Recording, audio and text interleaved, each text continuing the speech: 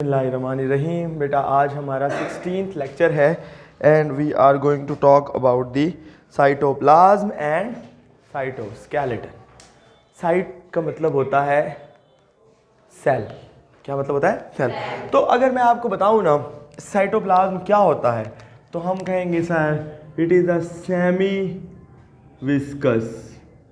Viscous किसे कहते हैं बेटा? जो चीज़ थोड़ी सी गाढ़ी हो, जिस तरह शहद होता है उससे थोड़ा सा कम गाढ़ा। सेमी विस्कस मतलब थोड़ा सा कम, बिल्कुल पानी की तरह भी नहीं लेकिन थोड़ा सा पानी से ज़्यादा गाढ़ा।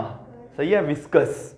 ठीक है, सेमी विस्कस, सेमी ट्रांसपेरेंट, यानी इसमें से ट्रांसपेरेंट उस चीज़ को कहते हैं जिस तरह बिल्कुल शीशा में उसमें से लाइट गुजर जाए, पर जिसमें से लाइट ना गुजरे वो तो नॉन ट्रांसपेरेंट होता है ना। और जिसमें से थोड़ी बहुत लाइट गुजर जाए उसे सेमी ट्रांस, जिस तरह हमारी ये वाली खिड़की का वो है शीशा, इसमें से सारी लाइट तो नहीं गुजर सकती पर नज़र आ जाता है थोड़ा थोड़ा। सही है, तो इसको हम कहते हैं सेमी ट्रांसपेरेंट। सही है, और हम कहेंगे liquid substance present between plasma membrane. आपको पता है प्लाज्मा मेम्ब्रेन कौन सी होती है ना? और and nuclear envelope. Nuclear envelope कहते हैं न्यूक्लियस की जो दीवार होती है उसको क्या कहते हैं बेटा? न्यूक्लियर। अब ये देखें, ये फर्ज किया ये प्लाज्मा मेम्ब्रेन है और ये जो है ये न्यूक्लियस की दीवार है, मैंने ब्लैक कलर से बनाई। अब इसके दरमियान में ये जो मटेरियल है दिस इज दी साइटोप्लाज्म। और एक और बात याद रखनी है, इसके अंदर बहुत सारा कुछ होता है। वो सारा कुछ वो सेल के ऑर्गेनल्स हैं, उनको हम पढ़ेंगे एक एक करके अगले लेक्चर्स के अंदर। न्यूक्लियस उनमें से पहला ऑर्गेनल है जिसको हम शायद आज पढ़ें। सही है, तो ये डेफिनेशन तो आपको लग गई पता सब। सर ये किस चीज़? अब बेटा फिर दोबारा कंपोजिशन की बारी आएंगी ना, याद है? कंपोजिशन। सर बेटा इसमें इसके असल में दो पार्ट होते हैं, ठीक है, लेकिन हम कहेंगे यानी एक लिक्विड पार्ट होता है और एक थोड़ा सा ज़्यादा जेल की तरह का पार्ट होता है। एक को हम सोल कहते हैं, एक को हम जेल कहते हैं, पर वो किताब में नहीं लिखे, लेकिन मैं आपको बता दिया कि ये एक्स्ट्रा बात क्या है। सही है, यानी अब असल में आएगा बेटा तो इसमें सबसे इंपॉर्टेंट चीज़ जो होती है वो होता है पानी, और इसमें बहुत सारा पानी होता है। हर सेल के में इसकी पानी की मिकदार या पानी की परसेंटेज वेरी करती है। सही है, मसलन कुछ ऐसे सेल्स भी होंगे जिनमें 10% तक पानी होगा सिर्फ, और कुछ ऐसे सेल्स भी होंगे जिनमें 89 to 90% पानी होगा। सही है, कुछ ऐसे सेल्स भी होंगे इस तरह आरबीसीज हैं, तो आरबीसीज के अंदर अगर हम गौर करें तो इट्स लाइक उनका मेजर पोर्शन एक प्रोटीन जो है वो कवर करती है जिसको हम हीमोग्लोबिन कहते हैं, वो आप बाद में पढ़ेंगे। लेकिन ये उनमें थोड़ा सा पानी बाकी सेल्स की निस्बत कम होता है। बोन के सेल्स में पानी सबसे कम होता है और न्यूरॉन्स में, दिमाग के सेल्स में पानी सबसे ज़्यादा होता है। तो ये आपको साइटोप्लाज्म के अंदर यानी इसका मेजर पोर्शन क्या है? वाटर। और उसके अलावा बेटा इसके अंदर बहुत सारे organic compound plus water, inorganic and organic compounds. सही है, ये तो इसी कंपोजिशन बता रहा हूं, बाकी सेल के ऑर्गेनल्स भी तो इसी का पार्ट है ना। सही है, तो नंबर 1 इनऑर्गेनिक में बेटा मुख्तलिफ आयंस लाइक सोडियम, पोटाशियम, ठीक है, और बहुत सारे कैल्शियम, मैग्नीशियम, सल्फर, ये वो, ठीक है, बहुत सारे आयंस जो सेल को अपनी डेली के काम करने के लिए चाहिए होते हैं, फंक्शन और स्ट्रक्चर के लिए, वो सारे के सारे इस साइटोप्लाज्म के अंदर मौजूद हैं। यानी ये उनका रिजर्व है, उनका स्टोर है। सेल देखें ना, सेल के हर ऑर्गेनल ने अपना अपना काम करना है। हम सारे ऑर्गेनल्स पढ़ेंगे, आपको दिखता जाएगा कि ये ऑर्गेनल ये काम करता है, ये ऑर्गेनल, जिनमें से दो को तो आप जानते भी हैं कि एक राइबोसोम है जो सेल के लिए प्रोटीन्स बनाते हैं, और दूसरा माइटोकॉन्ड्रियन है जो सेल के लिए एनर्जी रेस्पिरेशन एक ऐसा प्रोसेस है बेटा जिससे एनर्जी निकलती है। तो माइटोकॉन्ड्रियन को सेल का पावर हाउस भी कहते हैं। तो उनको अपना अपना काम करने के लिए जिस जिस चीज़ की ज़रूरत होती है वो साइटोप्लाज्म के अंदर मौजूद होती है, वहीं से वो लेके इस्तेमाल करते हैं। सही है, इसलिए उसके फंक्शंस में हम ये बात करेंगे भी। ऑर्गेनिक कंपाउंड्स में बेटा इसमें बहुत सारी प्रोटीन्स हैं। देखें जो प्रोटीन अभी अभी राइबोसोम ने बनाई है वो इसी के अंदर होंगी ना, ठीक है, बाद में उन्होंने किसी ने इस्तेमाल होना है, किसी ने बाहर जाना है। इसके अलावा बेटा इसके अंदर बहुत सारे लिपिड्स भी होते हैं, अमाइनो एसिड्स। देखें खुद गौर करें बेटा, प्रोटीन्स किस चीज़ के बने होते हैं? प्रोटीन्स अमाइनो एसिड्स के बने होते हैं। Proteins are made up of amino acids. तो बेटा जिक्रिया समझ आ रही है? Proteins are made up of amino acids. तो अब देखें, अब मैं यहाँ पे राइबोसोम हूँ और मैंने यहाँ एक चीज़ पकड़ी, एक अमाइनो एसिड, उसके साथ दूसरे पकड़ी, जोड़ी गया और मैंने एक प्रोटीन्स बना दी। तो ये पूरा सेल है, ये दीवारें उसकी प्लाज्मा मेम्ब्रेन है, और ये जो अंदर दरमियान वाला हिस्सा है सारा ये साइटोप्लाज्म है। तो मैं इसी से अमाइनो एसिड लेके इसी में ही प्रोटीन बना के दे रहा हूँ। वो प्रोटीन बाद में जो काम करेगी उससे मेरा लेना देना नहीं है। समझ गए आप बेटा बात? भैया आपको बच्चे नए समझ आ गई? तो अमाइनो एसिड्स, लिपिड्स, कार्बोहाइड्रेट्स यानी ग्लूकोज अगर सेल ने तोड़ के, माइटोकॉन्ड्रिया ने तोड़ के उससे एनर्जी बनानी है तो वो यहीं पे होगा ना, क्योंकि माइटोकॉन्ड्रिया तो इसी हिस्से के अंदर है, हम डिस्कस करेंगे अभी। तो ये हो गई बेटा बात कि ये इसकी कंपोजिशन है। It major is water, then there are some organic compounds and then there are certain inorganic ions and minerals and salts and ये वो। सही हो गया? तो नेक्स्ट इज द अच्छा, अब कंपोजिशन भी आ गई। इसका स्ट्रक्चर तो बेटा होगा नहीं, है ना, क्योंकि इसके अंदर जो भी चीज़ें हैं, लाइक देखें आप, ये इसी के अंदर सेल के ये माइटोकॉन्ड्रियन है, सही है, इसके अंदर इसी के अंदर सेल की बाकी आप ये गोल्जी ऑपरेटस है, इसी तरह बाकी बहुत सारी, यानी जितने भी सेल के ऑर्गेनल्स हैं छोटे बड़े सारे, वो इसी के अंदर होते हैं। कंपोजिशन पढ़ ली, स्ट्रक्चर इसका कोई ख़ास नहीं है कि, और अब हम फंक्शन की बात करते हैं। तो नंबर 1 बेटा फंक्शन जो है वो इसका number 1, it is the reservoir of raw material for cellular functions. देखें जो भी सामान चाहिए सेल को अपने अपने काम करने के लिए वो यहीं पे है ना, तो रॉ मटेरियल कहां से आएगा? यहीं पे आएगा।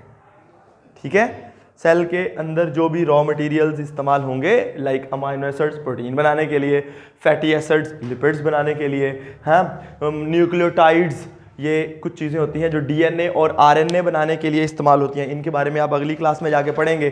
तो जोन सी चीज़ भी सेल के काम के लिए चाहिए होती है, वो सारी चीज़ें इसके अंदर मौजूद होती हैं। Number 2, it is the site of, it is the location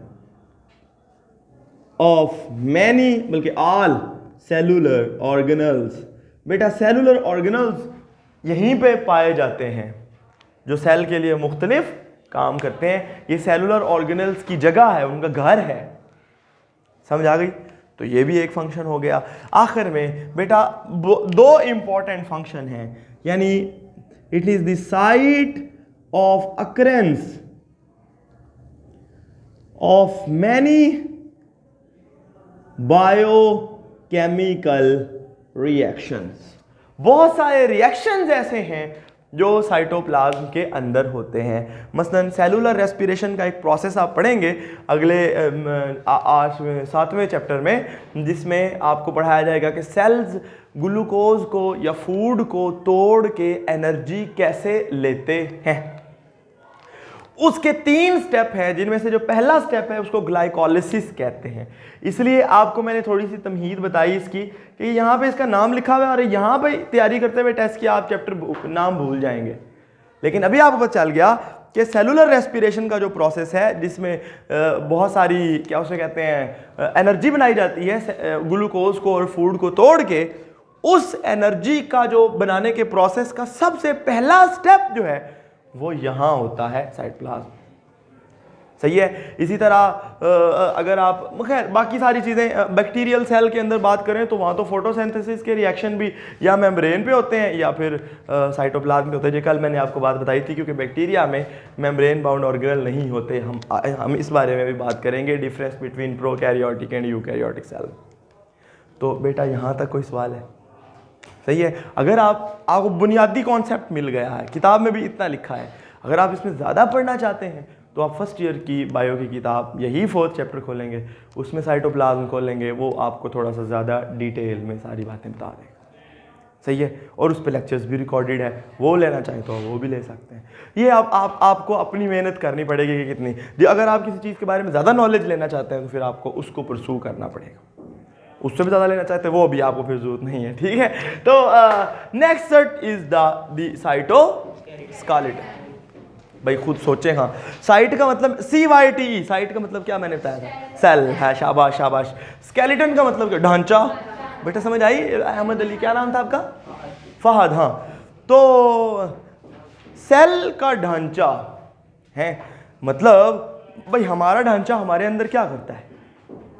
अभी हमारी शेप देता है तो हमें चलाता फिर, है ना? बट तो वो काम सेल के अंदर भी कोई चीज़ कर रही है और उसको हम कहते हैं साइटोस्केलेटन। मैं कुछ डेफिनेशन लिख देता हूं।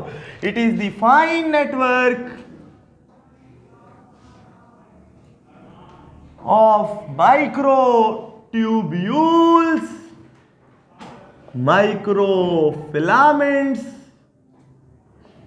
एंड इंटरमीडिएट filaments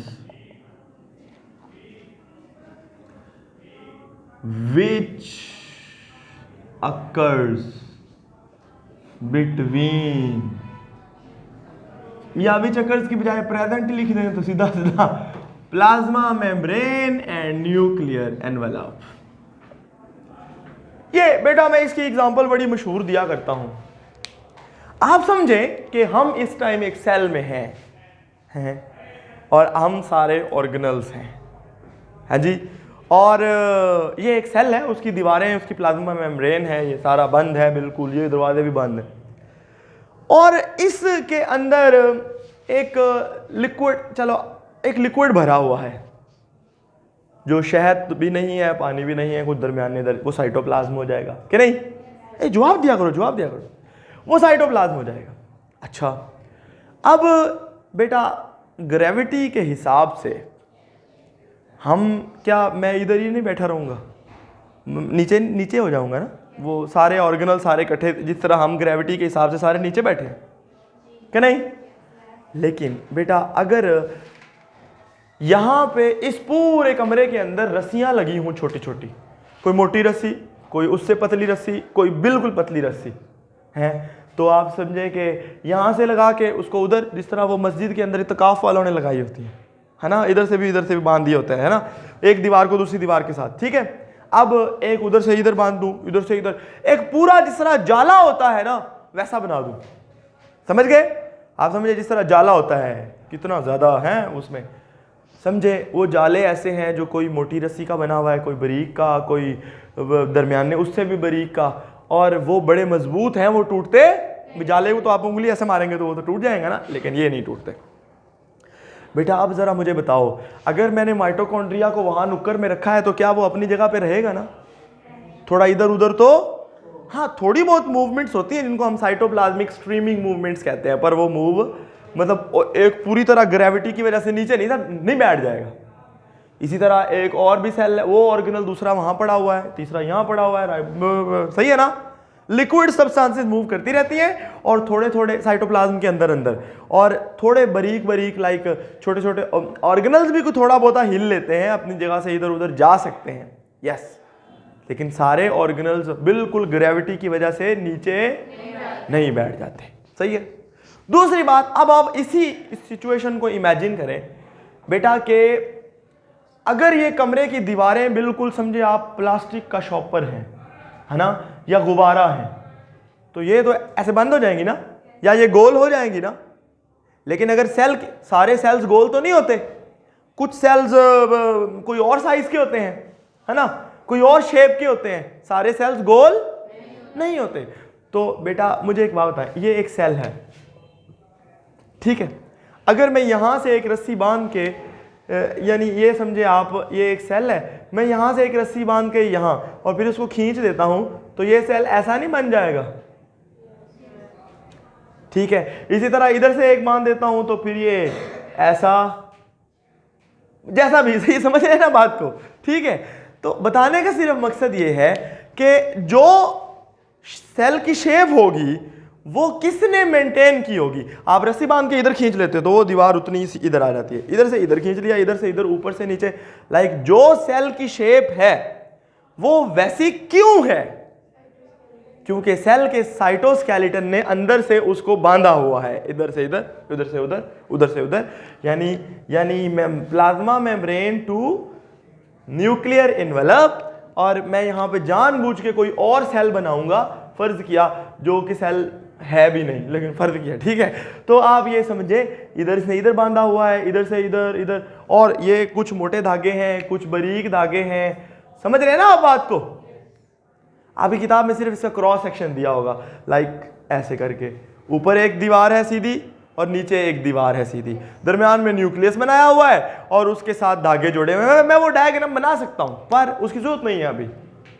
लाइक अगर हम उसको जनरल वे में, लाइक उसको ऐसा नहीं, वो 3 डायमेंशनल है, अगर हम देखें तो ये सेल की मेम्ब्रेन है, ये नीचे से, असल में ये सेल ऐसे था बेटा, ऐसे, ये पूरा सेल है ना, तो क्रॉस सेक्शन जब हम बना के दिखाते हैं तो हम इतना सा दिखा देते, सही है। फिर यहाँ पे न्यूक्लियर की इन्वेलप बना देते हैं, ये जी न्यूक्लियस है, और इसके दरमियान में धागों का एक बहुत बड़ा नेटवर्क मौजूद है। और वो धागों का जो नेटवर्क है, कोई धागे कैसे हैं, कोई उस, ये अगर आपको गौर करूं तो मैं, आप ऊपर देखें तो क्या लिखा है, microtubules, microfilaments and intermediate filament. Microtubules बेटा ये ट्यूबुलिन प्रोटीन के बने होते हैं। किस प्रोटीन के बने होते हैं? माइक्रोफिलामेंट बड़े बारीक बारीक होते हैं, ये एक्टिन प्रोटीन के बने होते हैं। और जो इंटरमीडिएट फिलामेंट होते हैं ये एक और प्रोटीन के बने होते हैं, लेकिन इनका साइज ट्यूबुलिन, यानी इनका जो डायमीटर है, यानी ये समझे, ये जो है माइक्रोट्यूब्यूल है और ये इनकी वाली कच्ची पेंसिल जो है ये माइक्रोफिलामेंट है, और इनके दरमियान में एक कोई और पेन पुन है, तो ये वाली जिसका साइज इनके दरमियान का है, तो समझ रहे हैं ना, ये इंटरमीडिएट दरमियान, ये माइक्रोफिलामेंट बारीक वाली और ये माइक्रोट्यूब्यूल मोटे वाली, समझ गए ना। इसलिए इनका नाम ये है। क्यों क्यों क्यों ऐसे ये है, इनका साइज क्यों फर्क है सर? क्योंकि ये अलग अलग प्रोटीन के बने हुए हैं, दोनों सारे एक प्लास्टिक के या एक लोहे के नहीं बने हुए। समझ गए जी भाई साहब, बात समझ आ रही है? अच्छा, तो आपको लग गया पता कि ये एक नेटवर्क है। और अब आप देखें यहाँ पे मैं बना देता हूँ जी, लो जी, ये है जी माइटोकॉन्ड्रिया अपनी जगह पे खड़ा हुआ, ये छोटे मोटे राइबोसोम्स हैं, फलां, हर ऑर्गेनल अपनी अपनी जगह पे मौजूद है, सही है। अब बेटा इन साइटोस्केलेटन का फंक्शन के कंपोजिशन तो मैंने साथ ही बता दी ऊपर ही कि ये किस किस चीज़ के बने होते हैं, और ये सीधे सीधे धागे होते हैं, और ये कहाँ होते हैं वो भी हमने डिस्कस कर लिया। फंक्शन इसका क्या है?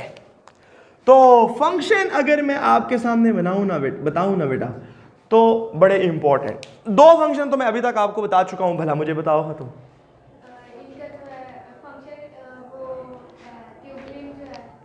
नंबर 1 नहीं बेटा, फंक्शन काम क्या करता है, काम क्या करता है?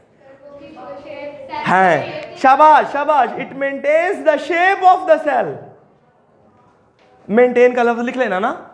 नंबर 2, और अभी मैंने आपको बताया था, अभी ऑर्गेनल्स को उनकी पोजीशन पे रखना। It maintains the organelles,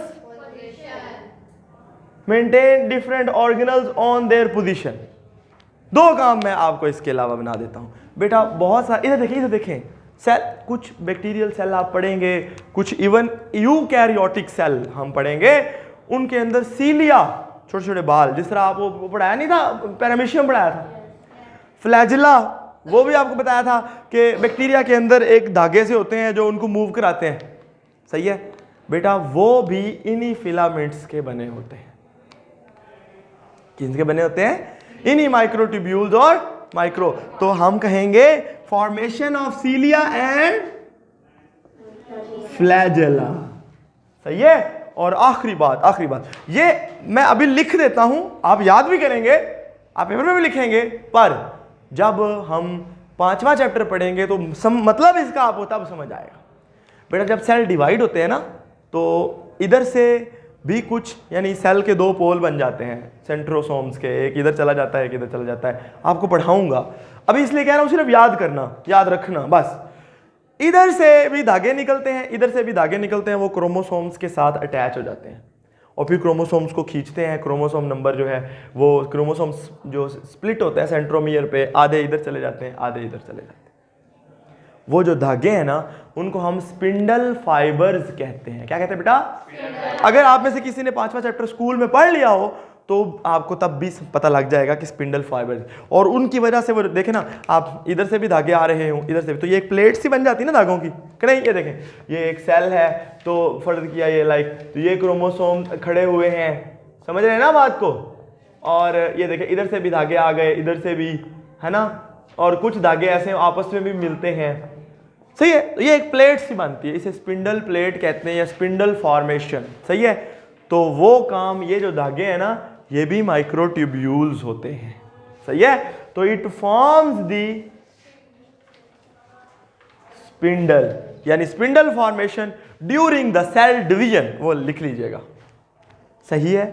clear होगी बात? तो ये है बेटा साइटोस्केलेटन और उसका फंक्शन। यहां तक बच्चों को कोई सवाल हो, इसके लिए भी सेम रिकमेंडेशन है